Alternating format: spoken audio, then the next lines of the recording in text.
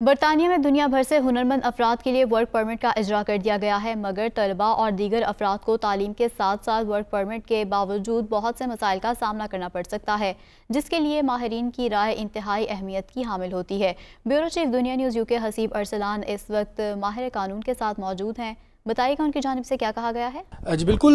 Work permit جو ہے اس وقت ایک برطانیہ کی ایک بڑی اہم چیز ہے۔ بہت سارے لوگ پاکستان سے ورک پرمٹس لے کر برطانیہ آ رہے ہیں مختلف ویزوں پہ۔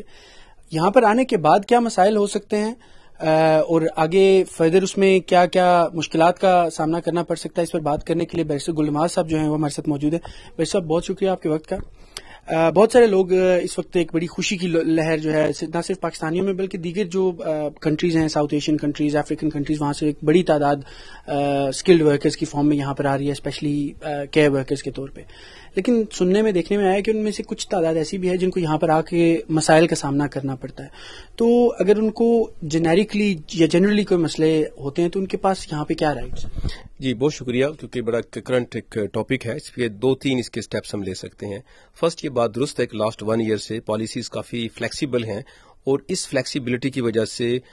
بہت سے لوگ یہاں پہ اسکل ورکر اور اسپیشلی کیئر ہومز کے اندر آئے ہیں۔ اس کی وجہ یہ تھی کیئر ہوم میں آنے کی کہ ان کو شارٹ آکوپیشن لسٹ میں ڈال دیا گیا تھا، نمبر 1۔ نمبر 2، ان کا جو امیگریشن ہیلتھ سرچارجز ہیں وہ ویو آف کر دیے گئے۔ فار ایگزامپل اگر 4 لوگوں کی فیملی ہے تو 15-20 ہزار پاؤنڈ کی بچت ہو گئی۔ اس وجہ سے وہ زیادہ پاپولر ہو گیا، اور اس میں کچھ زیادہ کوئی خاص ایکسپرٹیز بھی نہیں چاہیے تھی۔ اس وجہ سے کیئر ہومز چونکہ یہاں پہ جو بزرگ ہیں اوور 50, 60, 70، تو ان کی کیئر کے لیے نارملی لوگ کیئر ہوم میں بھجوا دیتے ہیں، چلے جاتے ہیں، تو اس کے لیے آلویز آپ کو چاہیے ہوتے ہیں سرو کرنے کے لیے۔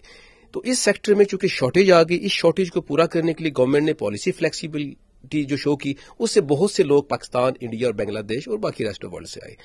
اب وہاں پہ کچھ ایسے بھی سننے میں آیا ہے کہ کچھ ایجنسیز ایسی ہیں جو کہ ریکروٹمنٹ تو کر لی، لوگ تو یہاں پہ اسکلڈ ورکر پہ یا ورک پرمٹ پہ آ گئے، لیکن ان کو جاب اس طرح سے آفر نہیں کر سکے، ان کو جاب اویلیبل نہیں ہو سکی۔ اس کی ریزنز مختلف ہوں گی، لیکن ان میں سے ایک ریزن یہ بھی ہے کہ ایجنسی کے پاس جو کانٹریکٹس تھے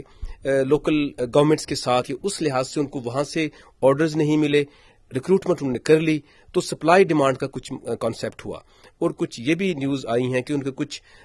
پرمٹس میں لین دین کا بھی تھا کوئی مسئلہ۔ تو یہ چیز سے ساری سنی سنائی بات ہے، لیکن ریالٹی یہ ہے کہ بہت سی جو کیئر ہومز ہیں وہاں پہ پراپرلی جاب دی جاتی ہے، ان کو جاب دی گئی ہے،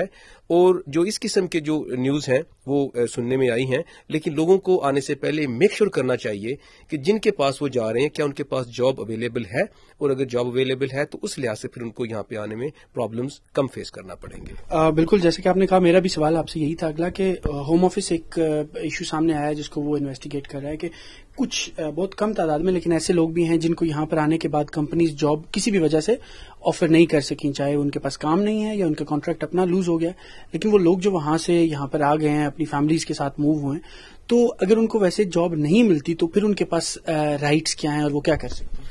اس میں جی دیکھیں، ان کا کانٹریکٹ تو امپلائر کے ساتھ یہی ہے کہ میں جاب، مطلب ان کو جو COS ہوتا ہے، سرٹیفکیٹ آف اسپانسرشپ، اس پہ ویری کلیئر لکھا ہوتا ہے کتنے آورز ہوں گے، کتنی سیلری ہوگی، کیا موڈ ہوگا، اس پہ سارا لکھا ہوتا ہے، اس پہ لیٹر جو اپلیکینٹ کے پاس ہوتا ہے، اور سیم ٹائم جو ڈیپینڈنٹ ہوتا ہے اس کے پاس فل رائٹ ٹو ورک ہوتے ہیں، اور جو بچے ہوتے ہیں وہ اسکول جا سکتے ہیں۔ تو اب ٹرمز تو یہ ہیں، ایگریمنٹ یہ ہے۔ اب اس میں سے کوئی پارٹی بھی جو بریچ کرتی ہے، وہ اپلیکینٹ سائڈ ہو یا اسپانسر سائڈ ہو، تو کسی بھی سائڈ سے بریچ ہے، دوسرا پارٹی جو ہے اس کی کلیم کر سکتی ہے۔ اب پہلے تو وہ اپنے جو امپلائر ہیں اس کو صاف ذرا کمپلینٹ کریں گے کہ جی مجھے